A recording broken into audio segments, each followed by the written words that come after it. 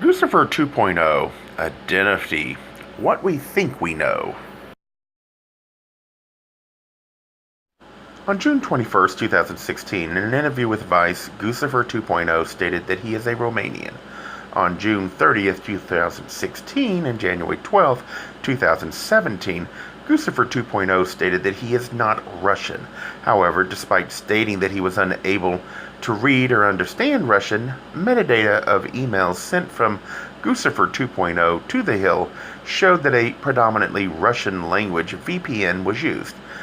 When pressed to use the Romanian language in an interview with Motherboard via online chat, he used such clunky grammar and terminology that experts believed he was using an online translator.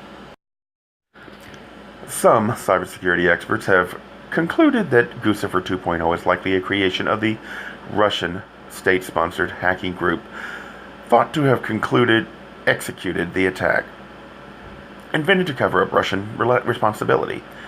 Possible.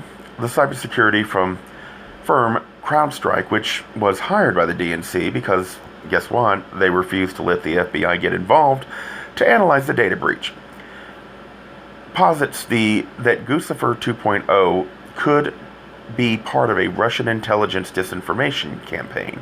I wonder when they decided that. Was it before or after Hillary lost?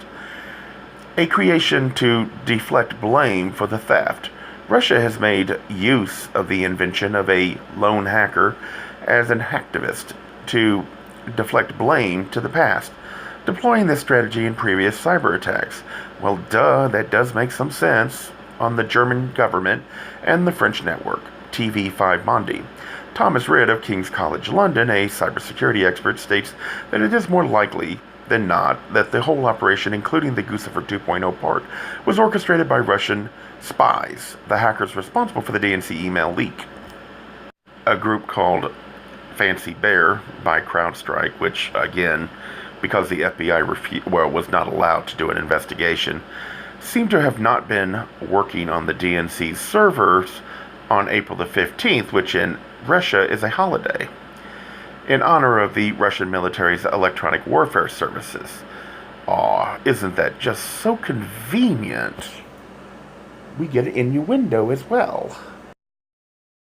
On July 18th, 2016, Russian government spokesman Dmitry Peskov denied Russian government involvement in the DNC theft. On July 25th, 2016, during an interview with Democracy Now!, Julian Assange, editor-in-chief of WikiLeaks, said that no one knows WikiLeaks' sources. He adds that the dates of the emails that WikiLeaks published are significantly after all but one, it is not clear, of the hacking allegations that the DNC says have occurred. The same day, Assange told NBC News that it's what's in the emails that's important, not who hacked them. When asked by NBC News if WikiLeaks might have been used to distribute documents stolen as part of a Russian intelligence operation, Assange replied, "There is no proof of that whatsoever. We have not disclosed our source." Assange said that this was a diversion that's being pushed by the Hillary Clinton campaign. Assange has hosted a program on RT, a Russian state-run news channel. U.S. intelligence analyst Malcolm Wrightson Nance stated that Assange has long disliked Clinton. Duh, they hate both Clintons, and I've got plenty of reasons why. In an October 2016 joint statement, the United States Department of Homeland Security and the Office of the Director of National Intelligence stated, quote, "The U.S. intelligence community, USIC, is confident that the Russian government directed the recent compromises of emails from U.S. persons and institutions, including from U.S. political organizations. The recent disclosures of alleged hacked emails on sites like DCLeaks.com and WikiLeaks and by the Guccifer 2.0 online persona are consistent with the methods and motivations of Russian-directed efforts, and I'm sure many other people as well. These thefts and disclosures are intended to interfere with the U.S. election process. Possibly, but was it to get someone elected? That's the question. Such activity is not new to Moscow. duh, I doubt if it's new to us either. The Russians have used similar tactics and techniques across Europe and Eurasia, for example, to influence public opinion there. We believe, based on the scope and sensitivity of these efforts, that only Russia's senior-most officials could have authorized these activities. End quote. On June 14, 2016, according to the Washington Post, the DNC acknowledged a hack, which was claimed by Guccifer 2.0. On July 18, 2016, Guccifer 2.0 provided exclusively to The Hill numerous documents on files covering political strategies, including, but not limited to, correlating the banks and receiving bailout funds with Republican Party and Democratic Party donations. On July 22, 2016, Guccifer 2.0 stated he hacked, then leaked the DNC emails to WikiLeaks. WikiLeaks published the DNC hack docs I'd given them, tweeted Guccifer 2.0. On September the 13th, 2016, during a conference on unknown and remote representative of Guccifer 2.0 released almost 700 megabytes worth of documents from the DNC. Forbes also obtained a copy of those. Still, according to Forbes, on September the 12th, 2016, ahead of the conference, Guccifer posted a public Twitter message in which he confirmed that his representative was legitimate. The Russian government denied any involvement. The DNC, the DCCC, U.S. intelligence officials, and other experts speculated that Russia involvement in GP Van, who state they are the leading technology provider for the Democratic campaign, declined to comment on Guccifer 2.0's recent statements. On October the 4th, 2016, Guccifer 2.0 released documents and claimed that they were taken from the Clinton Foundation and showed corruption and malfeasance there. That wasn't a surprise to anybody. Security experts quickly determined that the release was a hoax.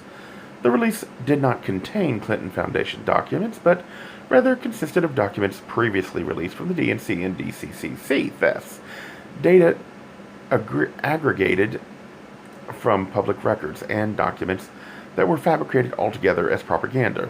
Maybe, maybe not, who the hell knows. Singled out as particularly absurd was the idea that Clinton's team would have actually named a file pay for play. Well, I do agree there. I don't think Hillary's that stupid. I don't think Clinton's or either one of the Clintons are that stupid. Podesta either, for that matter. On their own server as Guccifer 2.0 screenshots of the alleged hack show.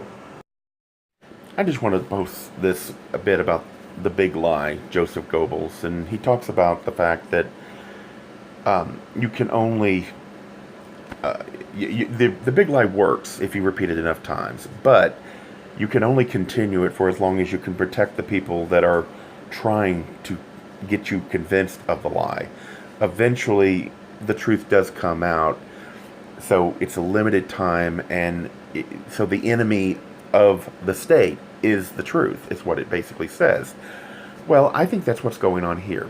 See, in order for the impeachment to actually take place, they needed citizens to be for the impeachment. The problem was the Republicans also did not understand how Trump won, because they too believed the media insanity that Hillary Clinton couldn't lose.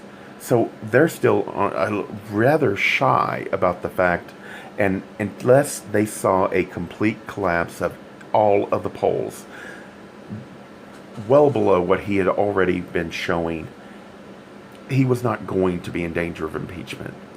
And the fact was, as much as the media tried, the polls did not crash. He still maintained within 1 or 2 percentage points. Maybe occasionally you could get it down as low as like 36, maybe even 34%. But always it stayed within that range, and that saved him.